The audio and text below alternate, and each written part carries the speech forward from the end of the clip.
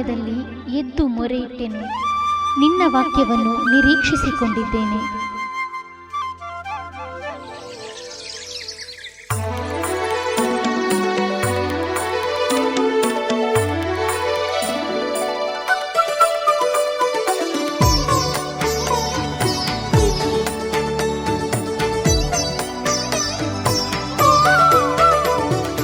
Hallelujah. ದೇವರ ಪರಿಶುದ್ಧ ನಾಮಕ್ಕೆ ಸ್ತೋತ್ರವಾಗಲಿ. ಈ ದಿವಸ ಮುಂಜಾನೆ ಮುತ್ತಿ ಕಾರ್ಯಕ್ರಮಕ್ಕೆ ಯೇಸು ಕ್ರಿಸ್ತನ ನಾಮದಲ್ಲಿ ನಿಮ್ಮೆಲ್ಲರಿಗೂ ಸ್ವಾಗತವನ್ನು ಬಯಸ್ತೇವೆ. ಈ ದಿವಸ ದೇವರ ವಾಕ್ಯ ನಾವು ಸ್ವಲ್ಪ ಹೊತ್ತು ದೇವರ ವಾಕ್ಯವನ್ನು ಧ್ಯಾನಿಸುವ. ಸತ್ಯವೇದ ಸ್ಪಷ್ಟವಾಗಿ ಹೇಳ್ತದೆ, ನಾವು ಎಷ್ಟು ದೇವರ ವಾಕ್ಯನ ಕೇಳ್ತೇವೋ ಅಷ್ಟು ನಮ್ಮಲ್ಲಿ ನಂಬಿಕೆ ಉಂಟಾಗ್ತದೆ. ಆ ನಂಬಿಕೆ ನಮ್ಮನ್ನು ಏನು ಮಾಡ್ತದೆ ಅಂದರೆ, ಕೆಡುಕನ ಅಗ್ನಿ ಬಾಣಗಳನ್ನು ಅದನ್ನು ಎಲ್ಲವನ್ನು ಕೆಡೋದಕ್ಕೆ ಅದು ಗುರಾಣಿಯಾಗಿ ಕೆಲಸ ಮಾಡ್ತದೆ ಹೇಳಿ ಅಲ್ಲಿ ಎಫೆಸ 6 ಬರೆಯಲ್ಪಟ್ಟಿದೆ. ಈ ದಿವಸ ಪ್ರಿಯರೇ, ನಾವು ಸ್ವಲ್ಪ ಹೊತ್ತು ಭಯಭಕ್ತಿಯುಳ್ಳಂಥ ಜೀವನ, ಭಯಭಕ್ತಿಯುಳ್ಳಂಥ ಕುಟುಂಬ, ಭಯಭಕ್ತಿಯುಳ್ಳಂಥ ಒಂದು ಆತ್ಮಿಕ ಜೀವಿತದ ವಿಷಯದಲ್ಲಿ ನಾವು ಸ್ವಲ್ಪ ಹೊತ್ತು ದೇವರ ವಾಕ್ಯದಲ್ಲಿ ನಾವು ಅದನ್ನು ತಿಳ್ಕೊಳ್ಳುವ. ಪರಿಶುದ್ಧಾತ್ಮ ನಮ್ಮೆಲ್ಲರ ಸಂಗಡ ಮಾತನಾಡಲಿ. ಈ ದಿವಸ ಒಂದು ಭಯಭಕ್ತಿಯುಳ್ಳಂಥ ಕುಟುಂಬದ ವಿಷಯದಲ್ಲಿ ಈಗಾಗಲೇ ಹೇಳಿದೆ, ಭಯಭಕ್ತಿಯುಳ್ಳ ಜೀವನ, ಭಯಭಕ್ತಿಯುಳ್ಳ ಆತ್ಮಿಕವಾದ ಒಂದು ಜೀವನದ ವಿಷಯದಲ್ಲಿ ನಾವು ತಿಳ್ಕೊಳ್ಳುವ. ಈ ಸಮಯದಲ್ಲಿ ಅಲ್ಲಿ ಅಪೊಸ್ತಲರ ಕೃತ್ಯ 10 1, 2, 3 ಈ ಒಂದು ವಾಕ್ಯವನ್ನು ನಾವು ಸ್ವಲ್ಪ ಹೊತ್ತು ಧ್ಯಾನ ಮಾಡುವ. ಕೈಸರದಲ್ಲಿ ಇತಾಲದ ಪಟಾಲಮೆನಿಸಿಕೊಳ್ಳುವ ಒಂದು ಪಟಾಲಮೆನ ಶತಾಧಿಪತಿಯಾದ ಕೊರ್ನೆಲನೊಬ್ಬ ಮನುಷ್ಯನಿದ್ದನು. ಅವನು ಭಕ್ತನು, ತನ್ನ ಮನೆಯವರ ಸಹಿತವಾಗಿ ದೇವರಿಗೆ ಭಯಪಡುವನಾಗಿದ್ದನು. ಹಾಗಿದ್ದು ಜನರಿಗೆ ಬಹಳವಾಗಿ ದಾನ ಧರ್ಮ ಮಾಡುತ್ತಾ ದೇವರಿಗೆ ನಿತ್ಯ ಪ್ರಾರ್ಥನೆ ಮಾಡುತ್ತಾ ಇದ್ದನು. ಮಧ್ಯಾಹ್ನದ ಮೇಲೆ ಸುಮಾರು 3 ಗಂಟೆಗೆ ಅವನಿಗೊಂದು ದರ್ಶನ ಉಂಟಾಗಿ ಒಬ್ಬ ದೇವದೂತ ತನ್ನ ಬಳಿಗೆ ಬಂದು ಕೊರ್ನೆಲನೆಂದು ಕರೆಯುವುದನ್ನು ಅವನು ಪ್ರತ್ಯಕ್ಷವಾಗಿ ಕಂಡನು. ಅವನು ಆ ದೂತನನ್ನು ದೃಷ್ಟಿಸಿ ನೋಡಿ ಭಯವಿಡಿದನಾಗಿ, ಏನು ಸ್ವಾಮಿ ಎಂದು ಕೇಳಲು ದೂತನು ಅವನಿಗೆ, ನಿನ್ನ ಪ್ರಾರ್ಥನೆಗಳು, ನಿನ್ನ ದಾನ ಧರ್ಮಗಳು ದೇವರ ಮುಂದೆ ಜ್ಞಾಪಕಾರ್ಥವಾಗಿ ಏರಿ ಬಂದು. ಈ ಒಂದು ವಾಕ್ಯ ಭಾಗವನ್ನು ನೋಡುವಾಗ ಪ್ರಿಯರೇ, ಇಲ್ಲಿ ಒಂದು ಕುಟುಂಬದ ವಿಷಯದಲ್ಲಿ ದೇವರು ನಮ್ಮೆಲ್ಲರ ಸಂಗಡ ಮಾತನಾಡ್ತಿದ್ದಾನೆ.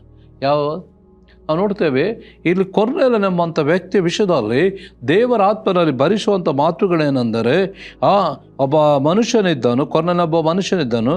ಅವನು ಭಕ್ತನು, ತನ್ನ ಮನೆಯಲ್ಲಿ ಸಹಿತವಾಗಿ ದೇವರಿಗೆ ಭಯಪಡುವಂಥ ವ್ಯಕ್ತಿಯಾಗಿದ್ದ. ಮಾತ್ರವಲ್ಲ, ಆತನು ನಿತ್ಯವೂ ಪ್ರಾರ್ಥನೆ ಮಾಡುತ್ತಾ ಇದ್ದಾನೆ ಹೇಳಿ. ಇಲ್ಲಿ ನೋಡಿ ಅನೇಕ ಸಂಗತಿಗಳು ಇಲ್ಲಿ ಪರಿಶುದ್ಧಾತ್ಮನ ಭರಿಸುವುದನ್ನು ನೋಡ್ತೇವೆ. ಒಂದು ದೇವರು ಒಂದು ಕುಟುಂಬ, ಒಂದು ಮನೆಯನ್ನು, ಒಂದು ವ್ಯಕ್ತಿಯನ್ನು ನೋಡುವಾಗ ಅವನ ಜೀವಿತದಲ್ಲಿರುವ ಎಲ್ಲ ಸಂಗತಿಗಳನ್ನು ನಾವು ನೋಡ್ತೇವೆ. ದೇವರಿಗೆ ಪ್ರಿಯವಾದ ಸಂಗತಿಗಳು, ಅನೇಕ ಸಂಗತಿಗಳನ್ನು ದೇವರು ಭರಿಸಿದ್ದಾನೆ. ಯಾಕಂದರೆ ಇವತ್ತು ದೇವರ ವಾಕ್ಯ ನಮ್ಮ ಜೀವಿತದಲ್ಲಿ ಏನು ಮಾಡ್ತಾವೆ ಅಂದರೆ, ನಾವು ಆ ವಾಕ್ಯವನ್ನು ಕೇಳೋದು ಮಾತ್ರವಲ್ಲ, ಆ ವಾಕ್ಯದ ಪ್ರಕಾರ ಜೀವಿಸ್ಬೇಕು ಹೇಳಿ ದೇವರು ಇಷ್ಟಪಡ್ತಾನೆ. ಇಲ್ಲಿ ನಾವು ನೋಡುವಾಗ, ಅಲ್ಲಿ ಕೊರ್ನೆಲನ ಜೀವಿತ ನೋಡುವಾಗ ಅವನು ಭಯಪಡುವನಾಗಿದ್ದ, ದಾನ ಧರ್ಮಗಳನ್ನು ಮಾಡುತ್ತಿದ್ದ, ಮಾತ್ರವಲ್ಲ ದಿನನಿತ್ಯ ಕುಟುಂಬವಾಗಿ ಪ್ರಾರ್ಥಿಸಿದ್ದ. ಇದೆಲ್ಲವನ್ನು ನೋಡಿ ದೇವದೂತ ನಡೆದು ಬಂದು ಹೇಳಿದ ಮಾತೇನಂದೆ ಅವನಿಗೆ ನೋಡಿ, ಅವನಿಗೆ ವೈಯಕ್ತಿಕವಾಗಿ ಹೇಳಿದ ಮಾತೇನು, ಅವನ ಕುಟುಂಬದ ವಿಷಯದಲ್ಲಿ ಸಹ ದೇವರು ಬರೆಯಲ್ಪಟ್ಟಿದ್ದ. ಅವನು ವೈಯಕ್ತಿಕವಾಗಿ, ನಿನ್ನ ಪ್ರಾರ್ಥನೆ ಏರಿ ಬಂದು, ನಿನ್ನ ದಾನ ಧರ್ಮಗಳು ಏನು ಬಂತು, ನಿನ್ನ ಪ್ರಾರ್ಥನೆ ಏನಾಯ್ತು ಅಲ್ಲಿ ನಾನು ಹೇಳ್ತದೆ, ನಿನ್ನ ಪ್ರಾರ್ಥನೆಗಳು, ನಿನ್ನ ದಾನ ಧರ್ಮಗಳು ದೇವರ ಮುಂದೆ ಜ್ಞಾಪಕಾರ್ಥವಾಗಿ ಏರಿ ಬಂದು. ಹಾಗಾದರೆ ನಾವು ನೋಡ್ತೇವೆ, ಈ ಒಂದು ವ್ಯಕ್ತಿಯನ್ನು ನೋಡುವಾಗ ದೇವರ ಹೃದಯ, ಆತನೇನು ಮಾಡಿದೆ, ಎಲ್ಲವನ್ನು ದೇವರ ಹೃದಯ ಭಾಳ ಸಂತೋಷ ಪಡುವಂಥ ವ್ಯಕ್ತಿಯಾಗಿದೆ. ಇವತ್ತು ನಮ್ಮೆಲ್ಲರ ಜೀವಿತದಲ್ಲಿ ದೇವರು ಬಯಸುವಂಥದ್ದು ಯಾವುದು ಹೇಳಿದರೆ, ಇಂಥ ಆತ್ಮಿಕವಾದ ಜೀವಿತ. ಅವನು ಎಲ್ಲರ ಮುಂದೆ ಹೆಸರು ಗಳಿಸಿದಂಥ ವ್ಯಕ್ತಿ. ಹೊರಗೆ ಇರಲಿಲ್ಲ. ಅವನು ಒಳಗೆ ಏನಿತ್ತು, ದೇವರಿಗೆ ಭಯಪಡೋದ ವ್ಯಕ್ತಿ ಖಂಡಿತವಾಗಿ ದೇವರಿಗೆ ಇಷ್ಟವಿಲ್ಲದ ಯಾವ ಸಂಗತಿಯನ್ನು ಮಾಡೋದಿಲ್ಲ. ದೇವರಿಗೆ ಭಯಪಡೋದ ವ್ಯಕ್ತಿ ಪ್ರತಿನಿತ್ಯ ಪ್ರಾರ್ಥಿಸ್ತಾನೆ. ದೇವರಿಗೆ ಭಯಪಡೋದ ವ್ಯಕ್ತಿ ಏನು ಮಾಡ್ತಾನೆ, ಅಲ್ಲಿ ದಾನ ಧರ್ಮ ಮಾಡಿ ಜನರಿಗೆ ಪರೋಪಕಾರ ಮಾಡ್ತಾನೆ. ಆದ್ದರಿಂದ ಈ ಒಂದು ವಾಕ್ಯ ಭಾಗವನ್ನು ನೋಡುವಾಗ ನಮ್ಮೆಲ್ಲರ ಜೀವಿತದಲ್ಲಿ ದೇವರಿಂಥ ವ್ಯಕ್ತಿತ್ವವನ್ನು, ಇಂಥ ಕುಟುಂಬವನ್ನು ನಮ್ಮ ಎದುರು ಅದನ್ನು ಇಟ್ಟು ಈ ರೀತಿಯಾಗಿ ಜೀವಿಸಲು ದೇವರಿಗೆ ನಮಗೆ ಏನು ಮಾಡ್ತಾ ಇದ್ದೇನೆ, ಮಾರ್ಗದರ್ಶನ ಕೊಡ್ತಿದ್ದಾನೆ. ಅದರ ವಿಷಯದ ನೀನೇನು ಹೇಳಿ. ಕೀರ್ತನೆ 103:13 ದೇವರು ವಾಕ್ಯ ಹೇಳ್ತದೆ, ಭಯಭಕ್ತಿಯುಳ್ಳವರನ್ನು ದೇವರು ಹೇಗೆ ಗಮನಿಸ್ತಾನೆ. ಈಗ ನಾವು ನೋಡಿದೆವು, ಕೊರ್ನೆಲನು ಭಯಭಕ್ತಿಯುಳ್ಳವನಾಗಿ ಅವನು ಮಾಡುವಂಥದ್ದನ್ನು ದಿನನಿತ್ಯ ಅವನು ಮಾಡ್ತಾ ಇದ್ದ. ಅವನಿಗೆ ಗೊತ್ತಿಲ್ಲ, ದೇವರ ಕಣ್ಣುಗಳು ಅವನನ್ನು ಎವ್ರಿ ಟೈಮ್ ವೀಕ್ಷಿಸ್ತಾ ಇತ್ತು, ನೋಡ್ತಾ ಇತ್ತು ಅಂತ. ಇಲ್ಲಿ ದೇವರು ವಾಕ್ಯ ಹೇಳ್ತದೆ, 103 ಕೀರ್ತನೆಯಲ್ಲಿ ದೇವರು ವಾಕ್ಯ ಹೇಳ್ತದೆ, ಯೆಹೋವನಲ್ಲಿ ಭಯಭಕ್ತಿ ಉಳ್ಳವರನ್ನು ದೇವರು ತಂದೆ ಮಕ್ಕಳನ್ನು ಕನಿಕರಿಸುವ ಹಾಗೆ ಕನಿಕರಿಸ್ತಾನಂತೆ. ಅಂದರೆ ಒಂದು ತಂದೆಗೆ, ಈ ಲೋಕದ ತಂದೆ ತಾಯಿಗಳು ತಮ್ಮ ಮಕ್ಕಳ ವಿಷಯದಲ್ಲಿ ಹೇಗೆ ಗಮನವನ್ನು ಇಡ್ತಾರೋ ಎವ್ರಿ ಟೈಮ್, ಹಾಗೆ ಅವರಲ್ಲಿ ಭಯಭಕ್ತಿಯುಳ್ಳವರ ವಿಷಯದಲ್ಲಿ ಪರಲೋಕದ ತಂದೆಯಾಗಿ ತನ್ನ ಮಕ್ಕಳನ್ನು ಹೇಗೆ ಕನಿಕರಿಸ್ತಾನ ಹಾಗೆ ಕನಿಕರಿಸ್ತಾನಂತೆ. ಮತ್ತು ಅದೇ 103:17 ದೇವರ ವಾಕ್ಯ ಹೇಳ್ತದೆ, ದೇವರಲ್ಲಿ ಭಯಭಕ್ತಿ ಉಳ್ಳಂಥ ವ್ಯಕ್ತಿ ಮೇಲೆ ದೇವರ ದಯೆಯು ಯುಗ ಯುಗಾಂತರವರೆಗೂ ಇರ್ತದಂತೆ. 17 ಹೇಳ್ತದೆ, ದೇವರಲ್ಲಿ ಭಯಭಕ್ತಿ ಉಳ್ಳವರ ಮೇಲೆ ಆತನ ದಯೆಯು ಯುಗ ಯುಗಾಂತರವರೆಗೂ ಇರ್ತದಂತೆ. ಸೊ ಹಾಗೆ ಕೊರ್ನೇಲ್ಯನು ದೇವರಲ್ಲಿ ಭಯಭಕ್ತಿ ಉಳ್ಳವನಾಗಿರುವುದರಿಂದ ಗೊತ್ತಿಲ್ಲದಂಥ ಅವನ ಜೀವಿತದಲ್ಲಿ ದೇವದೂತರ ಆ ಒಂದು ಪ್ರತ್ಯಕ್ಷತೆಯನ್ನು ಅವನಿಗೆ ನೋಡಲಿಕ್ಕೆ ಆಯಿತು. ದೇವದೂತರು ಬಂದು ಮಾತಾಡುವಂಥದ್ದು ಆಯಿತು. ಮತ್ತು ಇನ್ನೊಂದು ಕಡೆ ದೇವರ ವಾಕ್ಯ ಹೇಳ್ತದೆ, 128ನೇ ಕೀರ್ತನೆಯಲ್ಲಿ ದೇವರ ವಾಕ್ಯ ಹೇಳ್ತದೆ, 1ನೇ ವಚನ, ಯೆಹೋವನಲ್ಲಿ ಭಯಭಕ್ತಿಯುಳ್ಳವನಾಗಿ ಆತನ ಮಾರ್ಗದಲ್ಲಿ ನಡೆಯುವವನು ಧನ್ಯನು, ಅವನ ಕಷ್ಟಾರ್ಜಿತವನ್ನು ಅವನೇ ಅನುಭವಿಸ್ತಾನೆ, ಅವನು ಧನ್ಯನು, ಅವನಿಗೆ ಶುಭವಿರುವುದೆಂಬುದಾಗಿ.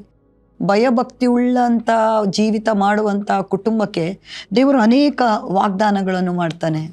ದೇವರು ವಾಕ್ಯ ಹೇಳ್ತದೆ, ಅಂತಃಪುರದಲ್ಲಿರುವ ನಿನ್ನ ಹೆಂಡತಿ ಫಲಭರಿತವಾದ ದ್ರಾಕ್ಷಲತೆ ಅಂತಿರ್ತಾಳೆ, ನಿನ್ನ ಸಂಗಡ ಊಟದ ಮನೆಯ ಸುತ್ತಲೂ ಕೂತ್ಕೊಳ್ಳುವ ಮಕ್ಕಳು ಎಣ್ಣೆ ಮರದ ಸಸಿಗಳಂತಿರ್ತಾರೆ. ಮತ್ತು ಆ ದೇವರ ವಾಕ್ಯ ಹೇಳ್ತದೆ 4ರಲ್ಲಿ, ಯೆಹೋವನಲ್ಲಿ ಭಯಭಕ್ತಿಯುಳ್ಳವನಾಗಿ ಜೀವಿಸಿದ ಪುರುಷನು ಈ ರೀತಿಯಾಗಿ ಆಶೀರ್ವಾದವನ್ನು ಹೊಂದುತ್ತಾನೆ ಎಂಬುದಾಗಿ. ಭಯಭಕ್ತಿ ಜೀವನ ಮಾಡುವವರಿಗೆ ದೇವರು ಏನೇನೆಲ್ಲ ವಾಗ್ದಾನಗಳನ್ನು ಸತ್ಯವೇದದಲ್ಲಿ ಬರೆಸಿದ್ದಾನೆ. ಅವರ ಮಕ್ಕಳು ಮುಪ್ಪಲ್ಲಿ ಸಹ ಅವರು ಪ್ರಾಯ ಆದಾಗ ಸಹ ಅವರ ಮಕ್ಕಳು ಅವರಿಗೆ ಓರೆಯಾಗೋದಿಲ್ಲ. ಅವರಿಗೆ ಅವರ ಮಕ್ಕಳು ನೋಡ್ತಾರ. ಈಗದು ಸಮಯದಲ್ಲಿ ನಾವು ನೋಡ್ತೇವೆ, ಅನೇಕ ಕುಟುಂಬಗಳಲ್ಲಿ ನೋಡುವಾಗ ತಂದೆ ತಾಯಿಗಳು ಪ್ರಾಯಸ್ಥರಾದಾಗ ಮಕ್ಕಳು ತಂದೆ ತಾಯಿಗಳ ವಿಷಯದಲ್ಲಿ ಗಮನ ಕೊಡುವುದಿಲ್ಲ. ಆದರೆ ಇಲ್ಲಿ ದೇವರ ವಾಕ್ಯ ಹೇಳ್ತದೆ, ಯೆಹೋವನಲ್ಲಿ ಭಯಭಕ್ತಿಯುಳ್ಳ ಪುರುಷನು ಈ ರೀತಿಯ ಆಶೀರ್ವಾದವನ್ನು ಹೊಂದುತ್ತಾನಂತೆ. ಅವರು ಪ್ರಾಯ ಆದಾಗಲೂ ಸಹ ಅವರ ಮಕ್ಕಳು ಅವರಿಗೆ ಮುಪ್ಪಿನಲ್ಲಿ ಸಹ ಓರೆಯಾಗದೆ ಅವರನ್ನು ಚೆನ್ನಾಗಿ ನೋಡ್ಕೊಳ್ತಾರೆ. ಯಾಕಂದರೆ ಇದು ದೇವರ ವಾಗ್ದಾನ ಅಲ್ವಾ, ದೇವರ ಪ್ರಾಮಿಸಸ್. ಸೊ ದೇವರ ವಾಕ್ಯ ಭಯಭಕ್ತಿಯುಳ್ಳ ಜೀವನ ಮಾಡುವಂಥ ವ್ಯಕ್ತಿಗೆ ದೇವರು ಹೇಗೆ ಆಶೀರ್ವಾದ ಮಾಡ್ತಾನೆ ಎಂಬುದಾಗಿ ಇಲ್ಲಿ ನಾವು ನೋಡ್ತೇವೆ. ಕೀರ್ತನೆ 90ರಲ್ಲಿ ಯಾವಾಗ ನಾವು ಭಯಭಕ್ತಿಯ ಜೀವಿತ ಮಾಡ್ತೇವೋ ನಮ್ಮ ವೃದ್ಧಾಪವನ್ನು ದೇವರೇ ಕೈ ಹಿಡಿದು ನಡೆಸ್ತಾನೆ. ಆಮೆನ್. ಯಾಕಂದರೆ ಕೀರ್ತನೆ ಅಲ್ಲಿ ನನಸ್ತೇನೆ 90ರಲ್ಲಿ ಏನೋ ಬರೆಯಲ್ಪಟ್ಟಿದೆ ನೋಡಿ, ಅಲ್ಲಿ ಹೇಳ್ತದೆ 92:14 ಅವರು ಏನು ಮಾಡ್ತಾರೆ, ಮುಪ್ಪಿನಲ್ಲಿ ಫಲಿಸುವರು, ಪುಷ್ಟಿಯಾಗಿದ್ದು ಶೋಭಿಸುವರು. ಹೇಗೆ ಅಂದರೆ ಮುಪ್ಪಿನಲ್ಲಿ ಯಾರಿಗ ಏನಾಗುವುದಿಲ್ಲ, ಆಧಾರವಾಗಿರುವುದಿಲ್ಲ. ದೇವರ ವಾಕ್ಯದ ಮುಪ್ಪಿನಲ್ಲಿ ಸಹ ಅವರು ಫಲಿಸುವರು, ಪುಷ್ಟಿಯಾಗಿದ್ದು ಶೋಭಿಸುವರು. ಅಂದರೆ ಇವತ್ತು ದೇವರು ಏನನ್ನು ನಮ್ಮೆಲ್ಲ ಬಯಸ್ತಾನಂದರೆ ಆತನಲ್ಲಿ ಭಯಭಕ್ತಿಯಂಥ ಜೀವಿತಕ್ಕೆ ಈ ವ್ಯಕ್ತಿ ಕುಟುಂಬ ಮನೆಗಳನ್ನು ದೇವರು ಯಾಕೆ ತೋರಿಸ್ತಾನಂದರೆ ನೋಡಿ, ನಾವು ನೋಡ್ತೀವಿ ಯೋಬನ ವಿಷಯದಲ್ಲಿ ಬರುವಾಗ ಅಲ್ಲಿ ನಾವು ನೋಡ್ತೇವೆ, ದೇವರೇ ಯೋಬನ ವಿಷಯದಲ್ಲಿ ಸೈತಾನನಿಗೆ ಹೇಳ್ತಿದ್ದಾನೆ, ನನ್ನ ಭಕ್ತನಾದ ಯೋಬನಲ್ಲಿ ಗಮನ ಇಟ್ಟಿ ಅದು ಅವನೇನು ಮಾಡ್ತಿದ್ದಾನೆ, ಆತನು ಯಾವ ರೀತಿ ನಡ್ಕೊಂಡಿದ್ದಾನೆ ಇಲ್ಲಿ ಅವನ ವಿಷಯವಾಗಿ ಅಲ್ಲಿ ಸಾಕ್ಷಿಯನ್ನು ಯಾರ ಹತ್ರ ಹೇಳ್ತಿದ್ದಾನೆ, ಸೈತಾನ. ಯಾಕಂದರೆ ಪ್ರತಿನಿತ್ಯವೂ ಯೋಬನ ಜೀವಿತ ನೋಡುವಾಗ ದೋಷವಿಲ್ಲದ ಜೀವನ, ದೇವರಿಗೆ ಭಯಪಡುವಂಥ ಜೀವನ, ಮಾತುವಲ್ಲ ದಾನ ಧರ್ಮ ಮಾಡುವಂಥ ಜೀವಿತ, ಮಾತುವಲ್ಲ ಪ್ರತಿನಿತ್ಯ ಆತನು ಏನು ಮಾಡ್ತೇವೆ, ಮುಂಜಾನೆ ಎದ್ದು ತನ್ನ ಮಕ್ಕಳಲ್ಲಿ ತಪ್ಪು ಮಾಡ್ತಾರೆ ಆತನು ಏನು ಮಾಡ್ತಿದ್ದ, ಯಜ್ಞ ಮಾಡ್ತಿದ್ದ. ಅದು ದೇವರಿಗೆ ಆರಾಧನೆ ಮಾಡ್ತಿದ್ದ ವ್ಯಕ್ತಿ, ದೇವರನ್ನು ಪ್ರೀತಿಸುವಂಥ ವ್ಯಕ್ತಿ. ಅದರಿಂದಾಗಿ ನಮ್ಮೆಲ್ಲರ ಜೀವಿತದಲ್ಲಿ ನಾವು ಪ್ರಾರ್ಥನೆ ಒಂದೇ ಸಾಕಾಗೋದಿಲ್ಲ. ಭಯಭಕ್ತಿಯ ಜೀವಿತಕ್ಕೆ ಪ್ರಾರ್ಥನೆ ಮಾತ್ರವಲ್ಲ, ಈ ಭಯಭಕ್ತಿಯ ಜೀವಿತ ನಾವು ನೋಡ್ತೀವಿ ಅಲ್ಲಿ ಪ್ರೀತಿಯೂ ಕಂಡು ಬರ್ತದೆ. ಇಲ್ಲಿ ಕೊರ್ನೇಲ್ಯನ ಒಂದು ಜೀವನ ಏನಂದರೆ ಪ್ರೀತಿಯ ಸ್ವಭಾವ, ಎಲ್ಲರಿಗೆ ಆತನು ಕರುಣೆ ತೋರಿಸಿದ್ದ, ಎಲ್ಲರಿಗೆ ದಯೆ ತೋರಿಸಿದ್ದ. ಈ ಭಯಭಕ್ತಿ ನಮ್ಮನ್ನು ಏನು ಮಾಡ್ತದೆ, ಪ್ರತಿನಿತ್ಯ ನಮ್ಮನ್ನು ಏನು ಮಾಡ್ತದೆ, ನಮಗೆ ನಾವು ಬೋಧಿಸ್ತದೆ ಏನಂದರೆ ನಾವು ಪ್ರೀತಿಯುಳ್ಳ ಜೀವಿತ ಮಾಡಬೇಕು. ಭಯಭಕ್ತಿಯುಳ್ಳ ಜೀವನ ನಮ್ಮನ್ನು ಏನು ಮಾಡ್ತದೆ ಅಂದರೆ ನಂಬಿಕೆಗೆ ನಡೆಸ್ತದೆ. ಭಯಭಕ್ತಿಯುಳ್ಳ ಜೀವನ ನಾವು ನೋಡ್ತೇವೆ, ಎಲ್ಲರಿಗೆ ನಾವೇನು ಮಾಡ್ತೇವೆ, ಕರುಣೆ ತೋರಿಸ್ತೇವೆ. ಯೇಸು ಸ್ವಾಮಿ ಒಂದು ಮಾತು ಹೇಳ್ತಿದ್ದಾನೆ, ಒಬ್ಬನಿಗೆ ನೀವು ಇನ್ನೊಬ್ಬ ಅಲ್ಪನಾದವರಿಗೆ ಏನು ಮಾಡಿದೆ ಅದು ನನಗೆ ಮಾಡಿದ ಆಗೈತೆ. ಭಯಭಕ್ತಿ ಜೀವಿತ ಏನು ಮಾಡ್ತದೆ ಅಂದರೆ ಪ್ರತಿನಿತ್ಯ ದೇವರಿಗೆ ಪ್ರಿಯವಾದದ್ದು ಯಾವುದುಂಟು ಅದನ್ನು ಮಾಡಲಿಕ್ಕೆ ಆತನ ನಮ್ಗೆ ಸಮರ್ಪಿಸಿಕೊಡ್ತಾನೆ. ಇಲ್ಲಿ ನೋಡಿ ಆತನ ಜೀವನ ನೋಡುವಾಗ ಇಡೀ ಆತನ ಆ ಒಂದು ಸಮಯವನ್ನು ಕೊರ್ನೆಲನ ವಿಷಯದಲ್ಲಿ ನೋಡುವಾಗ ಇಡೀ ಜೀವನ ಕಾಲವೆಲ್ಲ ಆತನ ವಿಷಯದಲ್ಲಿ ಬರೆಯಲ್ಪಟ್ಟಿದೆ. ಒಂದು ದೋಷವಿಲ್ಲದವನಾಗಿ ಎಲ್ಲವೂ ಆತನ ದಾನ ಧರ್ಮ ಮಾಡ್ತಿದ್ದ, ಪ್ರಾರ್ಥನೆ ಮಾಡ್ತಿದ್ದ, ದೇವರಿಗೆ ಭಯಪಡ್ತಿದ್ದ, ಕುಟುಂಬವಾಗಿ ಪ್ರಾರ್ಥಿಸ್ತಿದ್ದ. ಈಗ ನೋಡಿ ದೇವರು ವೈಯಕ್ತಿಕವಾಗಿ ಒಬ್ಬನ ನೋಡ್ತಾನೆ, ಅವನ ಕುಟುಂಬವನ್ನು ನೋಡ್ತಾನೆ. ಇಲ್ಲಿ ನೋಡುವಾಗ ಹಾಗಾದ್ರೆ ನಾವು ತಿಳ್ಕೊಳ್ಬೇಕೇನು ಗೊತ್ತಾನೆ, ದೇವರ ಕಣ್ಣುಗಳು ನಮ್ಮ ನೋಡ್ತಾ ಇರ್ತದೆ. ಅದು ಸಹ ಭಯಭಕ್ತರ ಕುಟುಂಬಕ್ಕೆ ದೇವರು ಏನು ಮಾಡ್ತಾನೆ, ಆತನ ಇಷ್ಟಾರ್ಥವನ್ನು ಬೇಗನೆ ಆತ ನೆರವೇರಿಸ್ತಾನೆ. ಅದಕ್ಕೆ ಗಮನವನ್ನು ಕೊಡ್ತಾನೆ. ಆತನಲ್ಲಿ ಭಯಭಕ್ತಿ ಉಳ್ಳವರ ಮೇಲೆ ದೇವರು ಹೆಚ್ಚು ಗಮನ ಕೊಡ್ತಾನೆ ಮತ್ತು ಅವರ ಇಷ್ಟಾರ್ಥ ನೆರವೇರಿಸ್ತಾನೆ. ಇವತ್ತು ಏನಾಗಿದೆ ಅಂದರೆ ಭಯಭಕ್ತಿ ಅಂದರೆ ನಾವು ನಡುಗುವುದಲ್ಲ. ಭಯ ಅಂದರೆ ಏನು, ದೇವರನ್ನು ನೋಡ್ತಾನೆ. ಭಕ್ತಿ ಅಂದ್ರೆ ಏನು, ಆತನ ಆಜ್ಞೆಗಳನ್ನು ಕೈಕೊಂಡು ನಡೆಯುವಂಥ. ಈಗ ಭಯ ಅಂದರೆ ಗಡಗಡ ನಡುಗುದೇ ಒಂದದಲ್ಲ. ಭಯ ಅಂದರೆ ದೇವರನ್ನು ನೋಡ್ತಿದ್ದಾನೆ. ಯೇಸಪ್ಪನ ಜೀವಿತದಲ್ಲಿ ಒಂದು ಶೋಧನೆ ಬಂತು. ಆ ಶೋಧನೆ ಬರುವಾಗ ಅವನು ಅವಳಿಗೆ ಹೇಳಿದ ಮಾತು ಏನಂದರೆ, ನಾನು ನನ್ನ ದೇವರ ವಿರುದ್ಧವಾಗಿ ಹೇಗೆ ಪಾಪ ಮಾಡಲಿ. ಆ ಒಂದು ಭಯ ಅವನನ್ನು ಏನು ಮಾಡ್ತಿದ್ದು, ಪಾಪದಿಂದ ಹೊರಗೆ ತಂದು ಪಾಪ ಮಾಡದಂತೆ ಕಾಪಾಡಿದ್ದು. ಎರಡರಿಗೆ ಆ ಭಯ ಅವನ ಉನ್ನತ ಸ್ಥಿತಿಗೆ ತಂತು. ಇವತ್ತು ದೇವರು ನಮ್ಮಲ್ಲಿ ಎಲ್ಲರಲ್ಲಿ ಬಯಸುವುದಿಲ್ಲ ಅಂದರೆ ಭಯಭಕ್ತಿ ಉಳ್ಳೋದು ಜೀವಿತ. ಅದಕ್ಕೆ ಕೀರ್ತನೆ 128ರಲ್ಲಿ ನಿನ್ನ ಕಷ್ಟಾರ್ಜಿತವನ್ನು, ಭಯಭಕ್ತಿ ಉಳ್ಳುವಂಥ ಕುಟುಂಬಕ್ಕೆ, ಭಯಭಕ್ತಿ ಉಳ್ಳ ಜೀವಿತಕ್ಕೆ ದೇವರು ಹೇಳುವಂಥ ಮಾತನ್ನು, ನಿನ್ನ ಕಷ್ಟಾರ್ಜಿತವನ್ನು ನೀನೇ ಅನುಭವಿಸ್ತೀವಿ. ಅದರ ಅರ್ಥ ಏನು, ನಮ್ಮ ಜೀವಿತದಲ್ಲಿ ಎಲ್ಲ ಇಷ್ಟಾರ್ಥಗಳು ನಮ್ಮ ಜೀವಿತ ನೆರವೇರಿಸ್ಬೇಕಾ. ಸತ್ಯವೇದಲ್ಲಿ ಕೀರ್ತನೆ 128 ಮಾತುಗಳ ಕೀರ್ತನೆ 112 ಇದನ್ನು ಚೆನ್ನಾಗಿ ನಾವು ಓದಬೇಕು. ಯಾವ ರೀತಿ ಅಲ್ಲಿ ಜೀವನ ಬರೆಯಲ್ಪಟ್ಟಿದೆ ಆ ರೀತಿಗೆ ನಾವು ಮಾಡಿಕೊಳ್ಳುವಾಗ ನಾವು ಯಾವ ರೀತಿಯಲ್ಲಿ ಲೋಪವಿಲ್ಲದೆ, ಮಾತ್ರವಲ್ಲ ಎಲ್ಲ ರೀತಿಯಲ್ಲಿ ನಾವು ದೇವರ ಲೋಕದಲ್ಲಿ ಮಹಿಮೆಪಡಿಸಲಿಕ್ಕಾಗ್ತದೆ, ದೇವರಿಗೆ ಪ್ರಿಯವಾದ ಜೀವಿತ ಮಾಡಲಿಕ್ಕಾಗ್ತದೆ. ಮಾತ್ರವಲ್ಲ ದೇವರು ನಮ್ಮನ್ನು ಎಲ್ಲ ಭಾಗದಲ್ಲಿ ಆಶೀರ್ವದಿಸ್ತಾನೆ. ನೋಡಿ, ನಾವು ನೋಡ್ತೇವೆ ಅನೇಕರ ಭಕ್ತರ ಜೀವನ ಚರಿತ್ರೆ ಸತ್ಯವೇದ ನಮಗೆ ಬರೀತದೆ. ಅನೋಕನ ನೋಡಿ ಅವನು ನೋಡ್ತೇವೆ, ಅವನ ಜೀವನ ನಾವು ನೋಡುವಾಗ ಅವನು 300 ವರ್ಷ ದೇವರೊಟ್ಟಿಗೆ ನಡ್ಕೊಂಡು, ಹೇಗೆ ನಡ್ಕೊಳ್ಳೋದಕ್ಕೆ ಒಂದು ಆಧಾರ ಬೇಕು, ಹೌದಲ್ವ? ಇದೆಲ್ಲ ಜೀವನ ಅವತ್ತು ದಾನ ಧರ್ಮ ಮಾಡುವಂಥ ವ್ಯಕ್ತಿಯಾಗಿದ್ದ, ಪ್ರಾರ್ಥಿಸುವಂಥ ವ್ಯಕ್ತಿಯಾಗಿದ್ದ, ಮಾತ್ರವಲ್ಲ ತನ್ನ ಕುಟುಂಬದ ಜವಾಬ್ದಾರಿಯನ್ನು ಮಾಡುವಂಥ ವ್ಯಕ್ತಿಯಾಗಿದ್ದ. ಎಲ್ಲ ಭಾಗದಲ್ಲಿ ಆತನು ನೋಡಿ ದೇವರೇ ಆ ಮನೆಗೆ ಇಳಿದು ಬಂದು 300 ವರ್ಷ ಅನೋಕನು ದೇವರು ನಡ್ಕೊಂಡು ನಡೆದಾಡಿದ ದೇವರ ವಾಕ್ಯ ಹೇಳ್ತದೆ. ಆ ನಂತರ ಅನೋಕನ ಕಾಣದೆ ಹೋದನು. ಅಂದರೆ ಅರ್ಥ, ದೇವರು ಯಾರು ಆತನಲ್ಲಿ ಭಯಭಕ್ತ, ಆತನ ಹುಡುಕುವಂಥ ವ್ಯಕ್ತಿ, ಆತನು ಪ್ರೀತಿಸುವಂಥ ವ್ಯಕ್ತಿ, ಆತನ ಹೃದಯದ ಆಶೆಯನ್ನು ನೆರವೇರಿಸುವಂಥ ವ್ಯಕ್ತಿಯ ಮನೆಯಲ್ಲಿ ದೇವರು ಇಳಿದು ಬರ್ತಾನೆ. ಆ ಮನೆ 300 ವರ್ಷ ಹೇಗಿರ್ಬೋದು ಇದು ಆಲೋಚನೆ ಮಾಡಿ. ಅದಕ್ಕೆ ಅನೋಕನ ನಂತರ ನೀವು ಲೋಕದಲ್ಲಿ ಹೋಗೋಕೆ ಅನೋಕನ ವಿಷಯದಲ್ಲಿ ಬರೆಯಲ್ಪಟ್ಟಿದೆ, ಸಂತಾನ ವಿಷಯದಲ್ಲಿ. ಇವನು ಅನೋಕನ ಮಗ. ಯಾರು? ಯೇಸು ಸ್ವಾಮಿಯ ವಿಷಯದಲ್ಲಿ ಬರೆಯಲ್ಪಟ್ಟಿದ್ದು ಅನೋಕನ ಮಗ. ಅದಕ್ಕಾಗಿ ಇವತ್ತು ನಮ್ಮೆಲ್ಲರ ಜೀವಿತದಲ್ಲಿ ಏನು ಬೇಕಂದರೆ, ನಮ್ಮ ದೇವರು ಏನನ್ನು ನಮ್ಮಲ್ಲಿ ಬಯಸ್ತಾನ ಅದನ್ನು ನಾವು ಮಾಡಲಿಕ್ಕೆ ನಾವು ಸಮರ್ಪಿಸ್ಕೊಂಡು. ಈ ವಾಕ್ಯ ಏನು ಹೇಳ್ತದೆ ಅಂದರೆ, ಕೀರ್ತನೆ 103 ಅದೇ ರೀತಿ ಪುಸ್ತಕತೆ 10 ಇದೇನು ತೋರಿಸ ಅಂದರೆ, ದೇವರು ಇಂಥ ಜೀವಿತವನ್ನು ನಮ್ಮಲ್ಲಿ ಎದ್ದು ನೋಡ್ತಾನೆ ಅಷ್ಟೆ.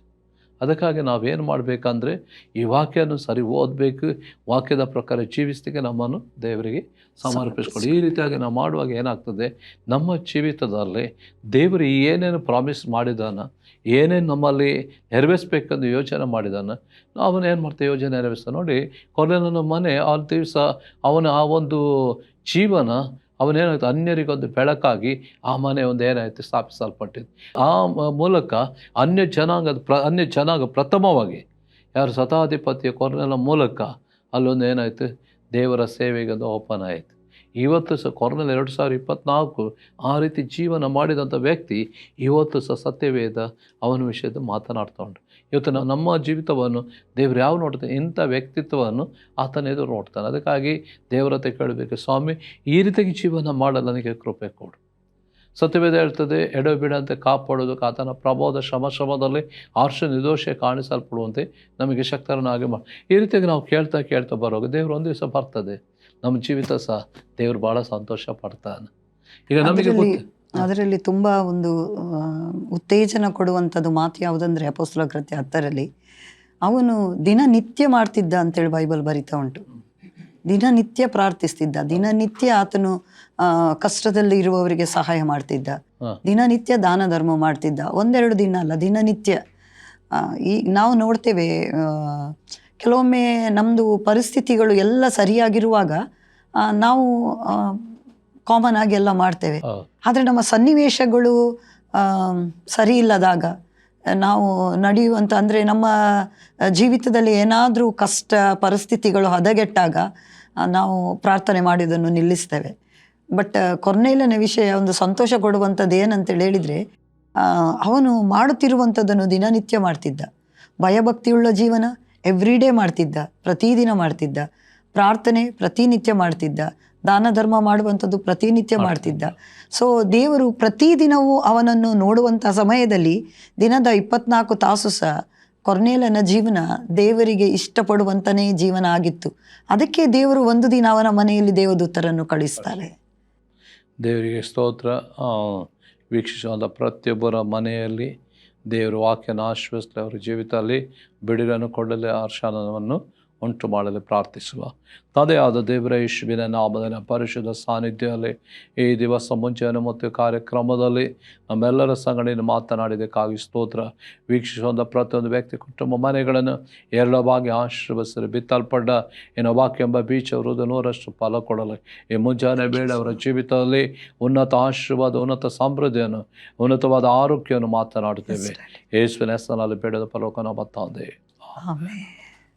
Praise the Lord. God bless you. Praise God. ಸುವಾರ್ತೆ ತಲುಪದ ಊರು ಇರಲೇಬಾರದು, ಸಭೆಯೂ ಇಲ್ಲದ ಗ್ರಾಮ ಇರಬಾರದೆಲ್ಲಿಯೂ. ಸುವಾರ್ತೆ ತಲುಪದ ಊರು ಇರಲೇಬಾರದು, ಸಭೆಯೂ ಇಲ್ಲದ ಗ್ರಾಮ ಇರಬಾರದೆಲ್ಲಿಯೂ.